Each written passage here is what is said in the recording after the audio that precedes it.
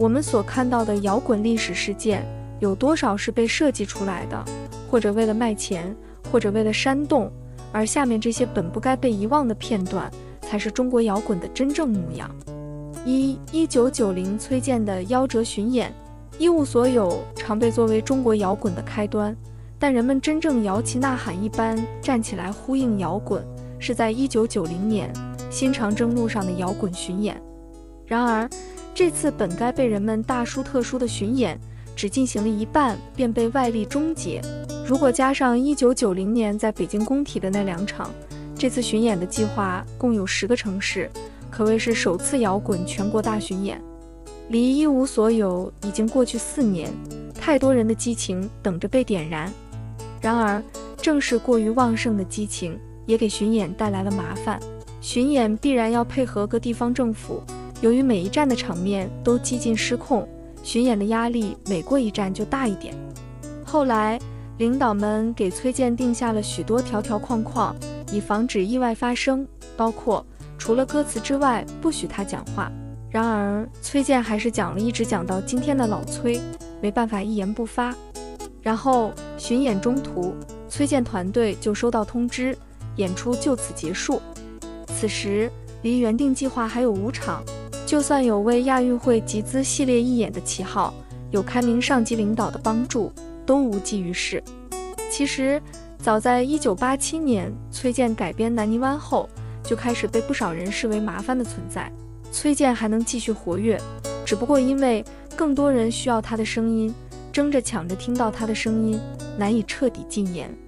1994魔岩3杰长春预演，尽管充满波折，摇滚还是成长起来了。直到1994年，在一场香港红磡举办的演唱会中达到辉煌顶点。也许是太缺少故事可以说，这段往事被追随者们奉为至宝，以至于忘记了这场演唱会之前的积淀，这场演唱会之时的缺陷，以及这场演唱会之后中国摇滚衰败的真正原因。在达到高潮之前，蓄谋已久的中国摇滚已经做了很多准备。1990年，唐朝为代表的6支乐队举办了90现代音乐会，被视为中国摇滚乐队的第一次集体亮相。为避免摇滚2个字带来的麻烦，只能称之为现代音乐。1991年，贾敏树主导开创的中国火，捧出更多优秀的摇滚乐队和乐人。1992年，张培仁开始在大陆运作，逐渐把窦唯、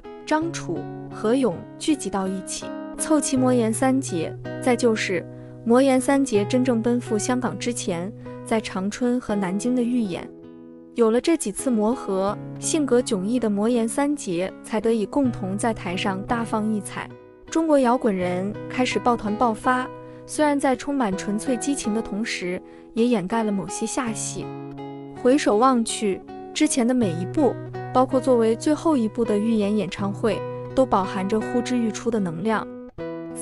1996何勇因言获罪，高潮之后的迅速平息让人措手不及。人们来不及思考出具体的原因，就把张炬的离世作为中国摇滚盛极而衰的标志。确实，当时最具影响力的唐朝乐队因此一蹶不振，但以当时摇滚群体的壮大，损失一员大将并不至于一溃千里。如果真要撇开第1、2代摇滚人自己的局限，找外力原因，那么始终没有多开放的大环境，还得背这个锅。比如不太被人们提起的，总是惹祸的何勇，在1996年的一次演出中，唱起姑娘漂亮时，喊了几句李苏丽你漂亮吗，闯下大祸，从此被封杀，公然调侃国家榜样。有人将之视为真性情、真朋克，有人将之视为没轻没重。在2010年怒放演唱会的纪录片中，黑豹的赵明义明确表示，之前崔健被封杀和这次何勇被封杀对中国摇滚的发展是极大的损失，刚刚升起的浪头被狠狠拍下。这也许是温和派的一种观点，要发展，首先要保证自身的安全，一个人出事，一群人的活动受限。但是妥协不算摇滚，呐喊必将封杀，中国摇滚的发生本身就是一个悖论。曾经的摇滚先河这样跌跌撞撞开拓出来了，并不断干涸着。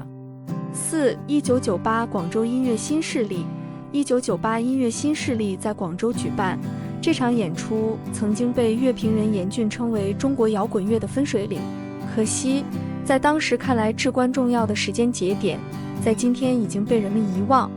但这个节点的意义并没有被丢失，地下摇滚和独立音乐疯狂生长，不断挑战了主流摇滚的声音，并最终爬升为新主流。这场演出汇集了来自新疆、江西、青海、广东、山西、四川等地的音乐人，包括舌头、盘古、王磊、张浅浅等。和扎根于北京的第二代摇滚人相比，他们的声音更能得到热血青年们的追捧。一直不被重视的外省人已经开始对北京摇滚话语权的争夺。最简单粗暴的盘古乐队直接将北京摇滚圈誉为猪圈。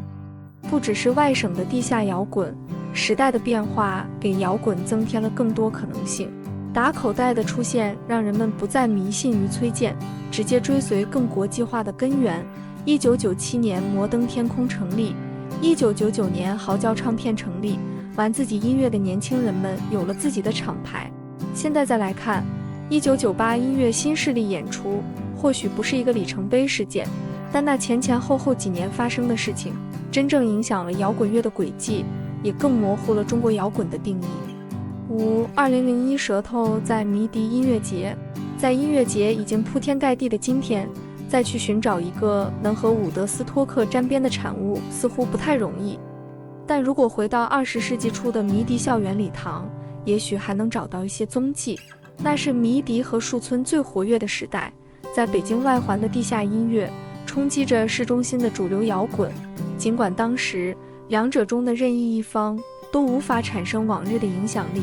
但却吸引着最有活力的热血青年们。成立于1993年的迷笛学校已经培养出一批拥有自己实力的乐队，终于在2000年把年度汇报演出在校园礼堂办成了音乐节。在那前后，类似开心乐园这样的演出场地已经在见证着新金属运动、外省摇滚以及其他新生乐队的蓬勃生长。来自新疆的舌头乐队也早已经奠定了自己的地下摇滚领导地位，并在2001年迷笛音乐节上压轴演出。正是在这一天晚上，在简陋的校园舞台，面对着这个封闭空间中一小部分躁动的人群，